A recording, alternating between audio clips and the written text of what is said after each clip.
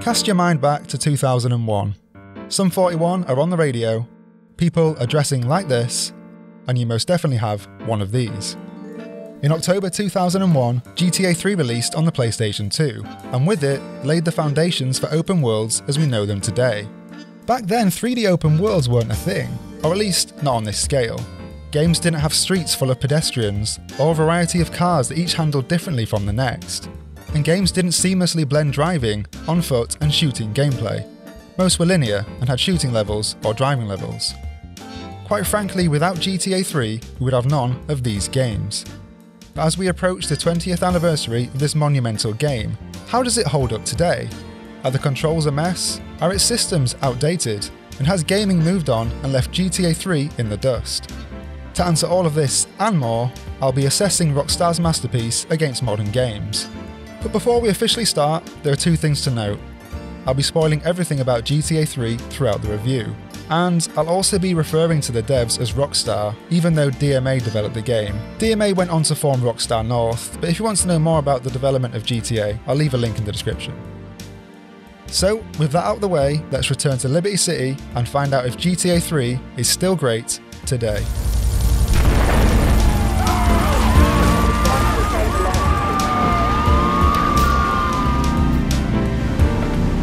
Don't move a muscle!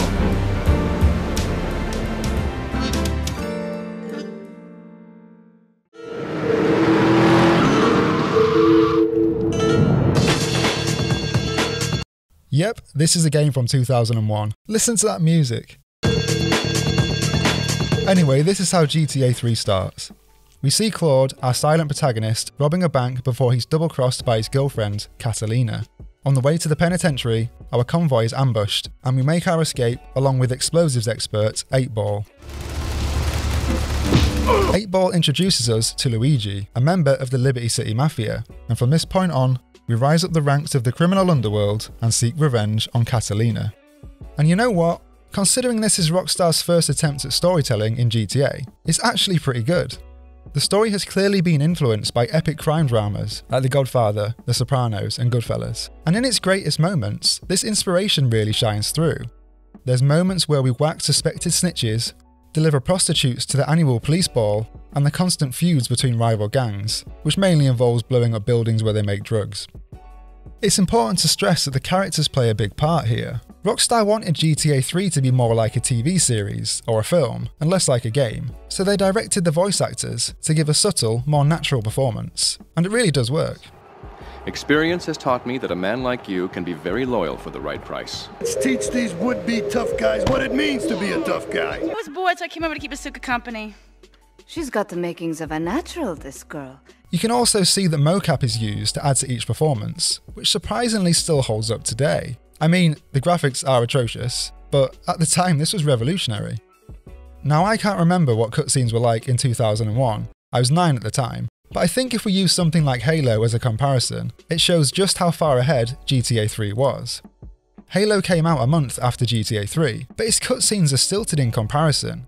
People generally stand there and say their lines, and sometimes they'll raise an arm in the air, but that's really it. Now compare this to GTA 3, where characters move all over the place, and use body language to emphasise certain words. It's pretty good, isn't it? I would say the cutscenes still hold up, apart from a couple of times. There was a cutscene right in the last mission where Claude is supposed to do this epic reversal in slow motion, and, well, it looked like this. Kill the idiot! If there's one thing I'd change about the story, it's that it needs more. It's extremely basic, as the cutscenes are all short and rarely add anything to the overall plot. This means there's a lot of unanswered questions left at the end. I still have no idea why Catalina double-crossed us, or why she acts the way she does. She's basically a pantomime villain who comes on stage, does something evil, and then disappears. It would have been good to have more of a backstory to show us her motives, or more detail about her relationship with Claude. I'd like to hear all of this. But you know, we have to remember, and I will be bringing this up a lot, this was 2001, when narratives in games were still in their infancy. We didn't have any The Last of Us, any Witcher 3s or any Mass Effects. We didn't have complex villains or games that made us cry. And for what it is, GTA 3 is an engaging story with a handful of great moments. And even though at times it is bad, it's more funny than anything else. It's definitely a case of the story setting up the missions, which I'm perfectly fine with when the missions are this good. One reason for this is that different parts of the sandbox are used throughout the story. In some missions we develop our own strategy, using the weapons and vehicles at our disposal. But more commonly, missions are tailored around specific weapons. When we're using a sniper, for example, we're always on top of a building, shooting enemies below. And when we use the rocket launcher, we're shooting planes out of the sky with a perfectly timed shot. These missions always felt like Rockstar were showcasing their sandbox in the best possible way. Outside of combat, the missions use vehicles, using even more parts of the sandbox. Sometimes they are simple, like driving across town before time runs out, but other times they're unique, like breaking someone out of jail by blowing a hole in their cell wall. This was very reminiscent of that mission in Red Dead Redemption 2, by the way, which doesn't really have anything to do with the review, but I thought it was cool. What's surprising here is that modern sandbox games don't do this. I played Watch Dogs 2 last year, which like GTA 3 has a wide variety of weapons and vehicles, including boats. But none of its missions use any of this throughout the game. Instead, we're given the same objectives over and over. We go to an area, do a thing, and then leave. Whereas GTA 3 gives us unique objectives each time. I mean, there are over 50 main missions in GTA 3. That's over 50 missions with different objectives, different setups, and ultimately different ways to play. And it really is different every time. New mechanics are even introduced well into the late game, and used just once. You know how modern sandbox games have too many tailing missions? Well, there's one in GTA 3. It was used once and never again. But it's not all perfect, far from it actually, as some missions range from slightly frustrating to absolutely infuriating. I always found these were the missions focused more on combat, which unfortunately isn't great by today's standards. The actual shooting is pretty poor, as weapons lack decent feedback and there's no hit marker to indicate your shot is connecting.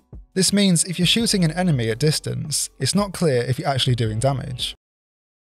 And some weapons can only be fired when standing still, like you're playing Resident Evil. In an action-orientated game, this isn't good, as we can't strafe to dodge incoming fire, and essentially have to stand there soaking up damage. But more broadly, the issue lies with the game's brutal difficulty and overly punishing systems, as GTA 3 is one of the hardest games I've ever played.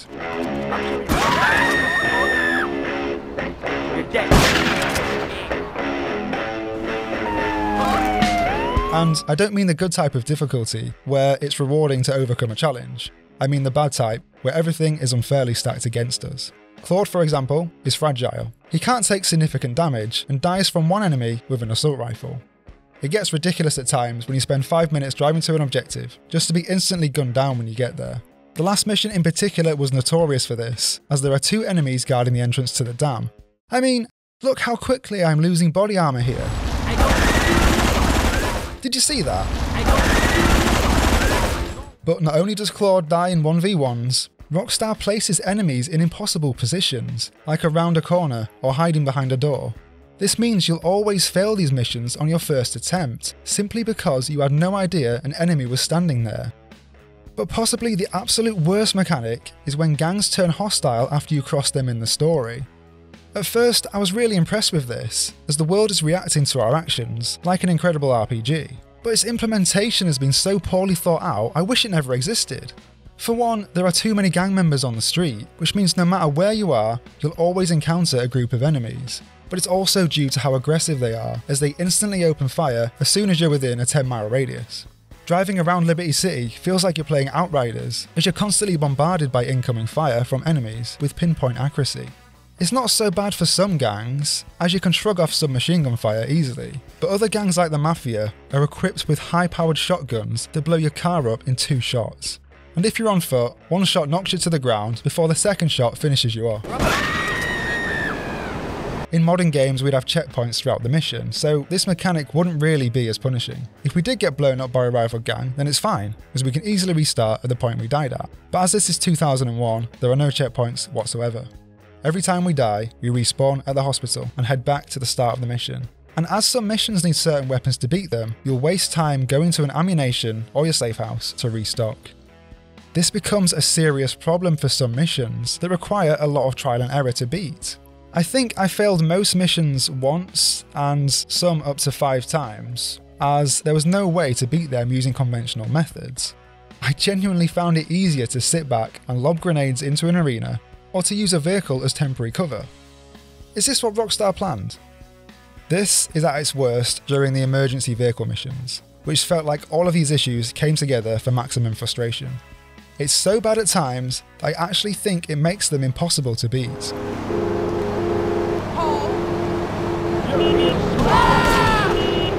If you played GTA 3 back in the day, you'll know that completing these missions unlocks permanent upgrades at our safe house. If you complete 20 vigilante missions in each island, you'll unlock 6 police bribes, and it's the same for firefighter missions to unlock a flamethrower. But the problem is, if your vehicle blows up, you fail these missions. So as we're constantly getting shot by gangs, you can see the problem here. I literally couldn't beat the paramedic missions because my ambulance would get blown up around level 8. I've read strategies online, and most suggest completing these missions early on. If you can drive the ambulance through the city before the gangs turn hostile, then clearly it's less frustrating. But nobody playing GTA 3 for the first time would have this knowledge. They'd probably beat the main missions before taking off side content, which is the logical thing to do. I do think if you are going for a 100% run, then you will need a course in anger management afterwards, seriously. Luckily, I wasn't going for 100%, so I actually enjoyed these missions for what they are, a nice diversion that doesn't require much thought to beat. We're basically presented with the same objective every time: put out fires, take down criminals, deliver patients, and we're left to tackle them in any way we want.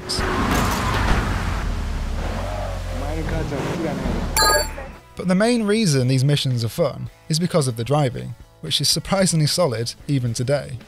Driving is such an integral part of sandbox games, as it's how we move through the world. Some games have more mobility options, but generally we spend most of our playtime driving to objectives or simply as we explore.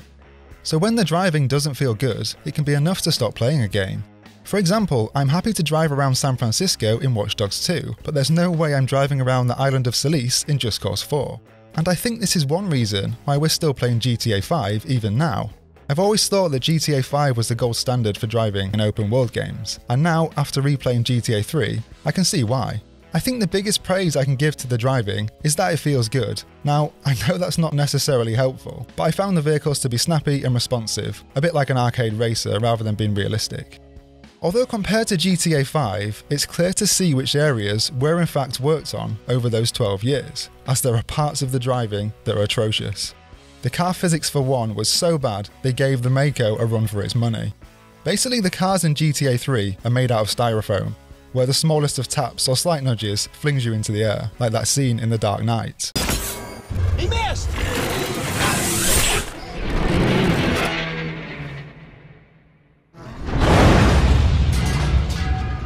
This wouldn't be a problem if we can auto-correct our car once it's flipped, but in GTA 3, this feature was never included.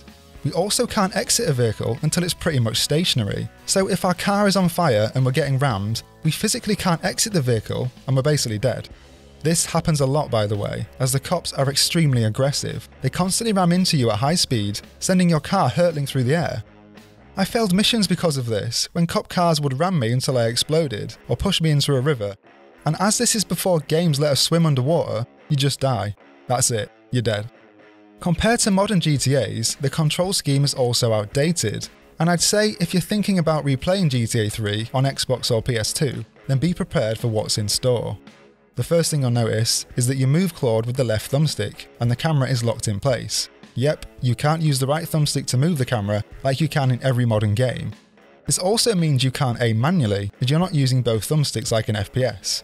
So you have to lock onto enemies and hold down shoot, and this isn't the right trigger either, it's circle or B.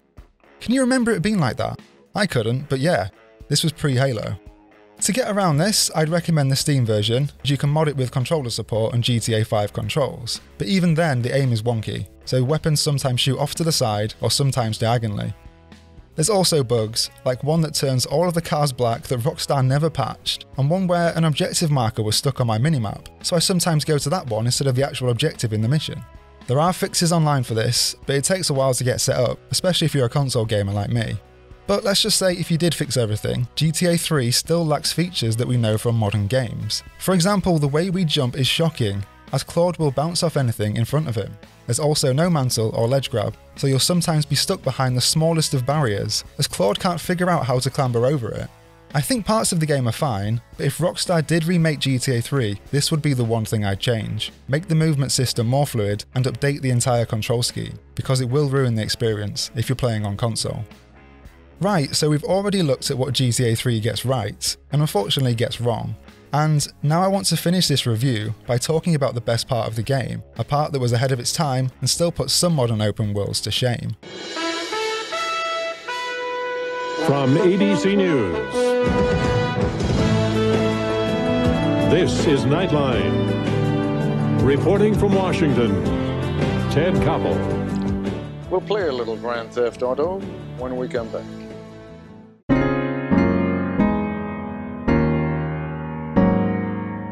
The open world in GTA 3 is one of the best I've ever seen, full stop. And this is really because it delivers on everything we expect from an open world. The visual variety and interesting things to see, the rewards that push us into exploration, and the realism. Now, that last one may come as a shock to you. I mean, how can something that looks this bad be realistic? But we'll get onto that. First, let's talk about how Liberty City is detailed and full of interesting things to see. Liberty City is divided into 3 wildly different islands. The starting area of Portland is rundown and industrial. There's low-quality apartment blocks and a red light district home to mafia-owned strip clubs. In the second island of Staunton, everything is more developed. There's wide roads, skyscrapers, a university, a football stadium, and 69th Street, with its theatres, cinemas, and restaurants. And finally, when we get to Shoreside Vale, we see the impressive Cochrane Dam and the massive Liberty City Airport. The airport is fully explorable too, so we can drive our cars onto the runway and attempt to fly GTA 3's only plane, the Dodo. I've only described a handful of things here, but already you can see that each island has its own unique identity. And if you didn't know that I was talking about a game, you think this was a real place, probably most similar to New York. This is so important for any open world game, as seeing something new makes us intrigued in the world around us. In GTA 3 we see different buildings and landmarks, which is a good start, but we also see tiny details hidden throughout the city. It could be a spoof poster for a 69th Street musical, a newspaper headline, or a joke about one of the many businesses in Liberty City. There's so much content that I always wanted to keep playing, just to see what was in store on the next island. If there's one negative here, it's that Liberty City is superficial. Sure, there are loads of interesting buildings, but apart from ammunition, we never go inside any of them. It's disappointing because the locations are so good. Imagine going inside the university, or inside the different airport terminals, or even inside Kenji's casino and playing poker.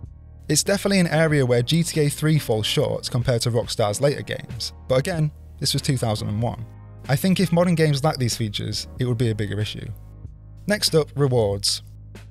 The best open world games understand that we need rewards to push us into the world to explore. We need collectibles, unique weapons, stat boosts, that type of thing. So how does GTA 3 do here? Well, pretty well actually. There are pickups hidden throughout the world, which temporarily make us stronger. This also saves a lot of backtracking if you know there are pickups near the start of a mission. For example, there's a health pickup near the start of Asuka's missions, and a shotgun near the start of Ray's missions. But there's one reward that was, and still is, genius. And yep, you've probably guessed it, it's the hidden packages. As you'll know, there are 100 packages hidden throughout the world that permanently unlock weapons or boosts back at our safe house. Early on we unlock weaker weapons like the pistol and submachine gun, but soon we unlock powerful weapons like grenades at 30 and body armour at 50. Oh yeah, we're also notified we've unlocked something on our in-game pager. Can you remember pagers? They were weird, weren't they? But the best thing about the hidden packages is how Rockstar puts them in places we'd never look. Like one on a rock in the middle of the sea. Who the hell would think of looking there? This is really clever though, as Rockstar is telling us we need to explore the entire map. I even spent around 20 minutes running through the hills in Shoreside. Of course there was nothing up there, but the fact we could explore here was a massive plus. If this was a modern game, we'd have a kill timer or some text on screen telling us to turn back. I also think modern games ruin what makes the hidden packages so special, as collectibles or similar items will be shown to us on the map. Or they'd appear when we were in the area. But doing this takes away the joy in finding one. If all of the hidden packages were shown to us, finding them would be mundane busy work, going from marker to marker rather than searching for them ourselves. I wish modern games would revert to this system. It was pretty much perfect back then. And finally, realism. I think Liberty City is more realistic and better developed than some open world games. The NPCs, for example, are on the street in high numbers, which actually isn't far off from what we have today. They also react to our actions. If we blow up a car, groups of people gather round to investigate. If we steal their car, they'll steal it back. And NPCs interact with each other independently from us, like gangs having shootouts and people getting into fistfights on the street. And then if someone is injured, paramedics turn up and try to resuscitate them. This is incredible, and it's actually better than the NPCs in Cyberpunk. I actually liked Cyberpunk. I thought that the characters and narrative saved it, but its open world was appalling at times. How GTA 3 can do this with limited technology and a 600 megabyte file size is actually a joke. I guess the difference here is that a lot of pedestrians are the same character model, copy and pasted over and over. But let's just put that down to a limitation in technology and move swiftly on. Liberty City is also built like a real city. It has buildings under construction, 3 different islands, police stations, hospitals, and more. But the most impressive thing is the train system, which includes an extensive subway on each island. Oh, and we can freely explore the subway stations and even ride the train to the next stop. I mean, this is better than Watch Dogs Legion, where we couldn't even go down into the tube. So you can see all of this is great, but Rockstar takes everything to the next level by using loads of tiny details to immerse us in the world. There's always something happening in the background, like planes taking off from the airport, seagulls flying down by the docks, for sale signs outside houses, power lines in the hills, and, of course, the radio stations. Driving around the city and listening to the radio felt like the icing on the open world cake. There are 9 stations in total, which range from classical music to 90s trance, and they all have hosts that are believable as actual people. Like the host of the 80s pop station Flashback FM, a party girl from the 80s who says things like this. So my friends say, Tony, do you remember the 70s and 80s? And I say, I certainly don't remember anything since then. I mean, I've done a lot of crazy things, I can tell you that. But I've never been on fire. At least not to my knowledge. Or Laszlo, the host of Chatterbox FM, who regularly gets into arguments with people who phone in. Life. Thanks to a strict vegan diet, I had the power of 9 men. After morning meditation and a 3-bean salad, I could chop a bus in half. Sometimes. No offense, but you're kind of a scrawny, pasty dude. And it says on the inside cover of your book that you still live in your parents' basement. Okay. I was also blown away to find that characters in the game called into Laszlo's show to speak about their problems. Maria, the girlfriend of Salvatore, goes on the show to say she has feelings for Claude, but she's unsure if he feels the same, as he never says anything. And I mean, the adverts in between songs are still hilarious even today. 106. I'm a marketing manager who lives in the suburbs and commutes to work on the highway. I live alone, so of course I needed a car that can seat 12 and is equipped to drive across Arctic tundra. It just makes me feel better. The new Batsu monstrosity. Mine is bigger. I should point out, even though it might not be intentional, that the most realistic thing about GTA 3 is the fact there's no in-game map. I couldn't believe this when I started playing, but yep, we have to navigate through Liberty City using a paper map that comes with the game. So this means if we're lost, we pause the game, whip out this bad boy, and try to figure out where we are. There's also no waypoint system, so we're left to head over to this tiny square all on our own. This can be frustrating, as I was constantly getting lost trying to find an ammunition or a paint spray. But I'd argue that these initial frustrations are worth the feeling of mastery that comes in the mid to late game. In modern games, everything is planned out for us, as we follow a predetermined route through the world. In modern games, it always feels like we're on a guided tour, being led through the sites the devs want us to see. But in GTA 3, it feels like we're exploring at our own pace, gradually learning our way around like we've just moved to a new city. We're also forced to learn the map, as most missions are timed. If one of these starts on one island and finishes on the next, we need to find a bridge or an entrance to the tunnel as quickly as possible, and if you haven't learned the map, you will fail as time runs out. In the end though, it's all worth it. When the final credits rolled, I knew the map like the back of my hand. I always felt like a resident of Liberty City, and never a tourist. Okay, so now let's move on to that final question. Is GTA 3 still great? Now my answer to this question changed with every hour I played, but I'd say yes, GTA 3 is still great, or at least 75% of it is. The 25% that makes up the overly punishing systems and the baffling controls are infuriating. And depending on the type of player you are, this may be enough for you to stop playing. But I'd say that pushing through those difficult moments is worth it in the end. The varied missions, the vast sandbox, and its open world are still exceptional even now. If you've been disappointed by modern open world games, then you'll enjoy what GTA 3 has on offer. But I think if there's one thing we take away from GTA 3, it's that you can create something special with limited technology and a clear vision. Everything here was new for Rockstar, and the fact they pulled it off on their first attempt is outstanding. GTA 3 is, and always will be, one of the greatest games ever made. And as we approach its 20th anniversary, I'd like to thank it for the contribution it's made to a medium we all love.